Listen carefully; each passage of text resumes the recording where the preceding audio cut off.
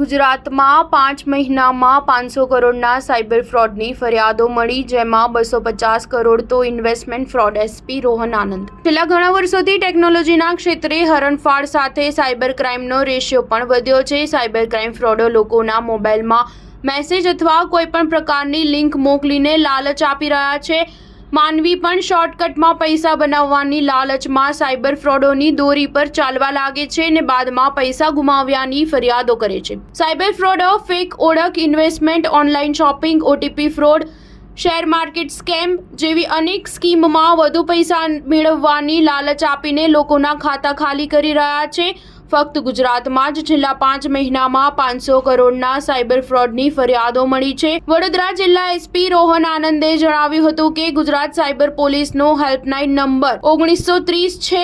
જ્યારે પણ cyber fraud થાય તો આ નંબર પર કોલ કરી શકે છે. જાન્યુઆરી 2024 થી મે 2024 સુધીમાં 1930 હેલ્પલાઇન પર 504 કરોડનું ફ્રોડનો ફરિયાદો આવી છે, જેમાં ફેક ઓળખ, investment fraud, card fraud, online shopping fraud, without OTP સહિતના ફ્રોડ સમાવેશ થાય છે.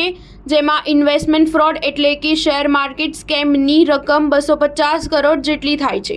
ફેક ઓળખથી 50 કરોડ, કાર્ડથી 31 કરોડ, ઓનલાઈન શોપિંગથી 15 કરોડ, વિધાઉટ ઓટીપી 20 કરોડ રૂપિયાના ફ્રોડ થયા છે. વધુમાં એસપીએ જણાવ્યું હતું કે અમે સોશિયલ મીડિયા થકી આ પ્રકારના સાયબર ફ્રોડથી બચવા માટે અવેરનેસ પ્રોગ્રામ કરવાના છીએ. આ પ્રકારના ફ્રોડથી સાવચેત રહેવાની જરૂર છે. આ ઉપરાંત ઓટીપી કે પાસવર્ડ કોઈની સાથે તમે શેર ન કરશો.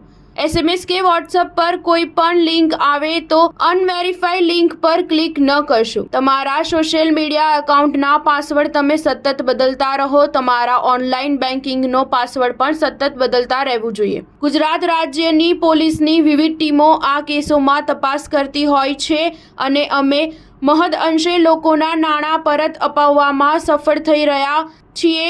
સ્ટાર ન્યૂઝ 7 હંમેશા સચ્ચાઈની સાથે.